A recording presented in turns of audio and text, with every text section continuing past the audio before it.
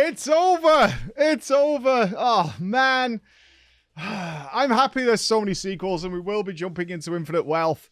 And there's a pirate one, which I'm kind of excited for as well. But for now, we're having little palate cleansers in between these monolithic games. Because this one clocked in at 90 hours. 90 hours. Cost me $10. I feel bad for some indie games when these things are just sitting there, like, waiting, like, yeah, you can play this for 90 hours for $10. And you're like, dude, these guys poured their heart and soul into their indie game. Like, you got to give them a fair shout, but it's a rough world. What a joy.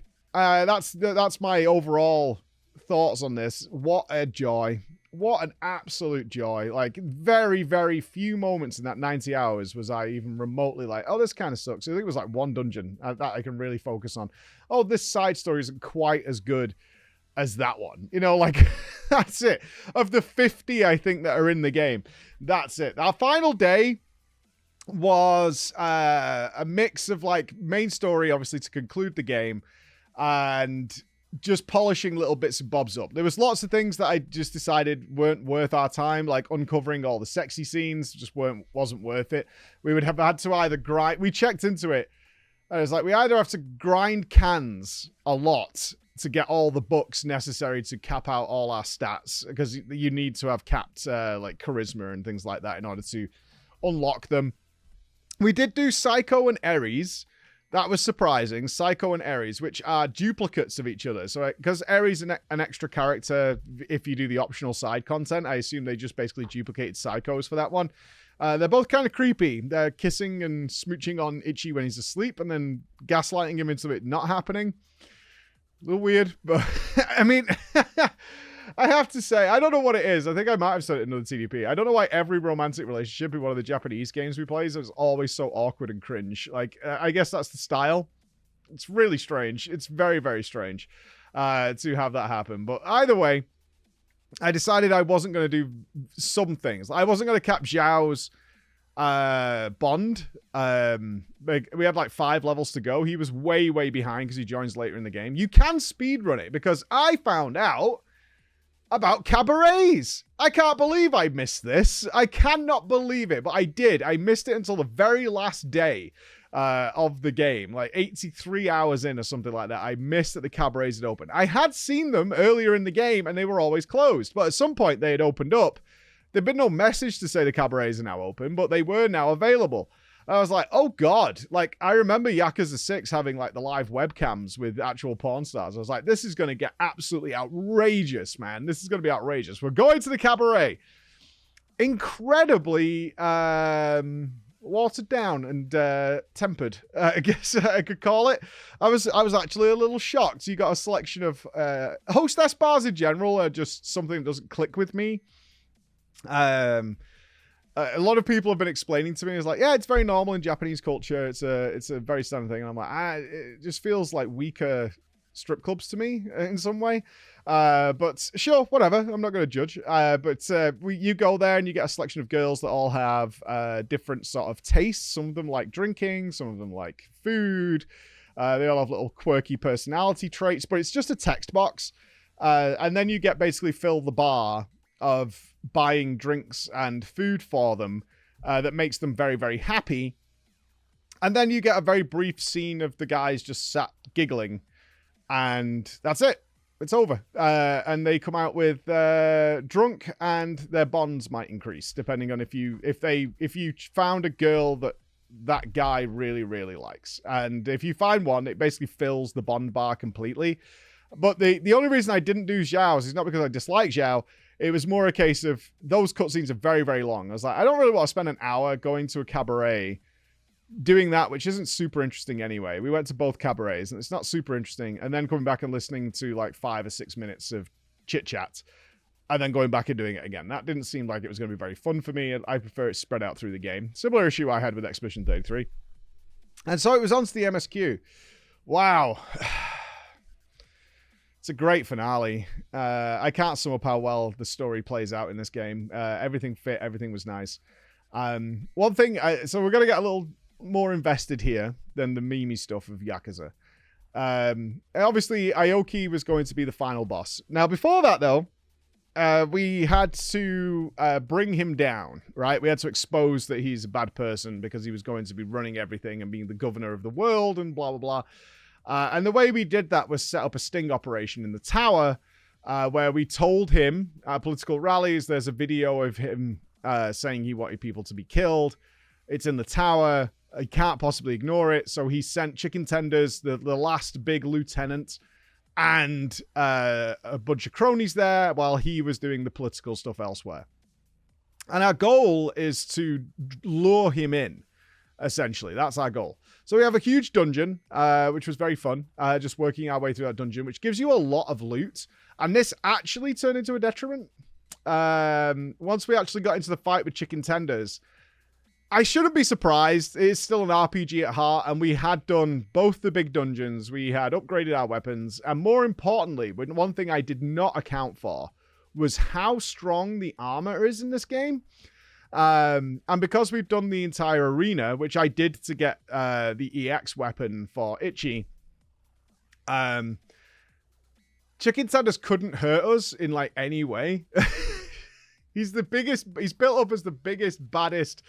This is the guy, right? Former boxer, crushed people with his bare hands. Remind me of Captain Freedom from The Running Man. Like, that's who he was. Jesse Ventura played him.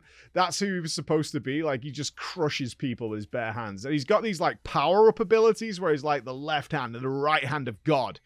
At one point, he charged up the right hand of God, and there's this huge, like, fiery explosion, and then he punched Eri for 1 damage. And I was like, oh. Okay.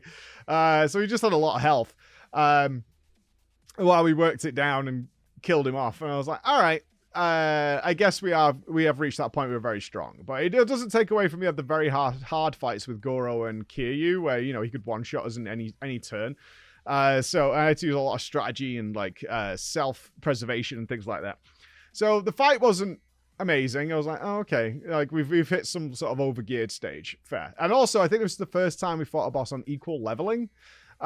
Usually the bosses are like 10 levels ahead of us, which means none of your debuffs land. It's very hard to hit. He always hits you, and I had to use a lot of debuff management in order to manage those fights. But either way, it is what it is. Then the whole plot twist comes out as Aoki turns up at the building. And we're all lay on the floor, and we're obviously playing possum. But Chicken Tenders is there. I was like, oh, have we convinced Chicken Tenders to be on our side? Because there's precedent for that. He swapped sides earlier on with the announcement of the dissolution of the Yakuza gangs. Because there was more people to beat up, because he just likes beating people up. So I was like, oh, maybe that is. And then I was like, no, wait. It's Mirrorface. It is. It's Mirrorface who's taken on the guise of that person. And Mirrorface is like, I am Mirrorface. I am the big deal. And you wasted me. You totally, like, disrespected my skills.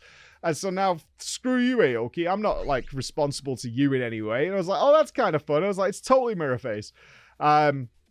Where they capture on a phone Aoki threatening to have people killed and things like that. So that's it. Aoki's exposed now as the police show up and there's a showdown and Aoki gets away. You have like a boss fight with Aoki. I liked this. They recognize that Aoki can't be like a super physical badass. That doesn't fit. And they were like, yeah, we're not going to do that. It's not like he's got some hidden power of the dragon or something like that. No, he's a weakling. So he constantly spawns in ads all the time. And if any ads are alive, you can't do any damage to him because they're supposedly throwing themselves in front of all the blows. So I thought that was a cool twist.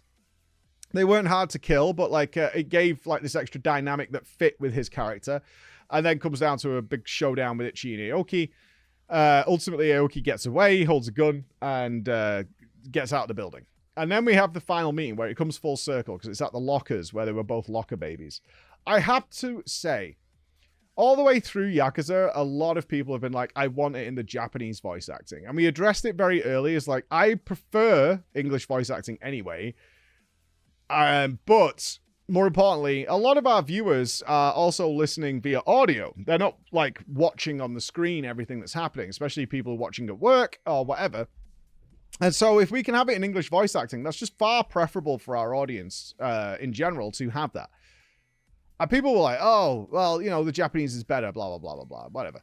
The delivery here of this final scene with these guys is phenomenal. Like, there is no doubt. And it was nice to see a lot of people saying, I didn't think the English voice acting would be this good, because it's really good. And it played to their strengths so well, as Aoki is just, everything I've worked so hard for, all this bitterness and anger and his manipulation and his 5-head plans, all this kind of stuff is now crumbled beneath his feet to Ichi. And he even says, you're too stupid to beat me. And he's not. Like, Ichi's pure of heart is the, he's the pure one, has overcome these webs of lies and plans and layers and things like that. And he wants to commit suicide. And the delivery here of Ichi saying, we always loved you. Because he's like, no one likes me. Everyone hates me. I'm always alone and no one cares. And Ichi fires back with, we all loved you. And we still do. You're my brother.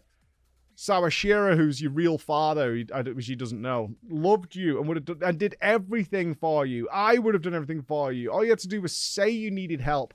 You killed a man. And I went to jail for you without question, right? He didn't know it, but he still would have done it for him without question, unrelenting to anything to protect him, to look after him. And Ichi says, we both started here in these lockers. We both began here. How did you end up like this? How? You had a loving father in Arakawa. You had another father. You had 2 fathers in Sawashiro. And you ended up like this. How is that possible? And Ichi, in his pureness of heart, still wants to help him. We'll help you. We can rebuild it. We can get you on the right track. We still can. And Aoki's coming around to it. And then right on cue, in the perfect moment, Kume just walks up and stabs him and kills him. And walks away. Just knifes him. And at first it was like so shocking, it was funny, as it usually is for me for things like this. But the actual reasoning behind it, again, makes total sense. This Kume, the Bleach Japan spokesperson, is a complete zealot. Always has been. Truly epitomizes for me overly zealous people who, in the face of their own hypocrisy, which is pointed out several times throughout the game, of like, the things you're doing don't adhere to your own, your own beliefs, your own rigid view of the world, the black and white that you're going for. And they can't process it. It's wrong. It's, without getting too controversial, it does remind me of 2 things. And again, if it upsets you, sorry, not sorry, kind of. Is the only right abortion is my abortion, which is a classic one. And we've seen several examples of that, of people who've been staunchly anti-abortion, and then it's discovered they needed an abortion, but their justification is fine, right? X and Y happened to me, which is not representative of all these people who are horrible and evil, right? And they still stick to their beliefs, even though they have an abortion. They still anti-abortion, right? Absolutely wacky things like that. And also, I don't know if you guys ever saw the Louis Theroux documentary where he visited a very insular Nazi white supremacist camp in, I think it was in Colorado, somewhere, some mountainous region of the US, which was segmented off into compounds, right? And he got access and he went in. And one of the interviews he's having, this is going to be a little out there for some of you, I know, but it's very relevant, is that they detest any differential from from God's word or whatever, right? Man and woman only. And one of the guys he's speaking to is clearly like very, very uneducated and has been roped into this doctrine and is all on board with it, despite the fact his personal tastes don't align. And one of the shows he loves is a British TV show called Are You Being Served, which is very old now. I think it's like a 1970s show. But in that show, there's a very openly flamboyant gay man. And when Louis asks him, like, how do you reconcile these beliefs of how much you detest and think that all gay people should be burned and killed or whatever, with the fact that your favorite TV show has a very staunchly homosexual man in it, like very, very open. And the guy almost like, it doesn't compute. You can see like it glitching out to try and circle back to where he wants to be. And Kume epitomizes that person for me, which is like, I'm roped, I'm all in on this, despite the fact everything I see around me, like with my own eyes, is counter to this belief. It doesn't make any sense. Like the logic of it, the actual foundation of it just crumbles away. And that is Kume, like staunchly zealot. Everything's black and white. Now he's a murderer, right? And it makes sense, because for me, it was like, that's absolutely what I would expect to happen here, honestly, because he thinks of Aoki at this point as a demon, as a devil, as everything that's wrong, and it's righteous and true for preserving the purity, the bleachness of Japan, the pure black and white areas, no gray zones, to kill the demon. It's like, well, that is completely counter to your beliefs, right? But in his mind, he's doing the good work, right? He's doing the great works. And I was like, yeah, that totally fits us, because he's been betrayed by what he saw as almost not a god, but that sort of ascended figure. And he's still on the righteous path. And I think Kume will return because he gets away with what he does. And this is what I'm talking about. This stupid game, this stupid, silly, meme-filled game that has Mr. Masochist, and one of the most powerful summons you can get is a crawfish called Nancy, blah, blah, blah, blah, blah. Has this, like, writing and character development that totally makes sense and makes you think about these other things. And that's the joy I got out of this game. That is the joy. I actually thought Aoki wasn't dead because he gets, like, stabbed in the lower abdomen, which is, like, usually, I mean, maybe it's my Manchester me, but usually you're not going to die from that. But we attend the funeral, and he is dead.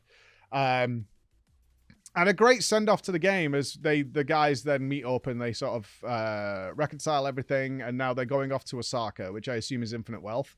They're going on their next adventure together, and the torch has been officially passed. I loved all this. I thought it was great. I really thought it was great. Great delivery, very emotional, and everything fit perfectly together, and all the characters didn't deviate. We didn't have that weird moment where, you know, you've killed like 100 people, because you don't kill anybody in this game. And, you know, you're going to leave that guy alive, you know, that kind of stupidity that we see in a lot of games. I killed 600 people to get to you, but I can't, I'm too good to put the bullet in you. Like, dude, you've like wrecked thousands of people's lives. Yeah, none of that.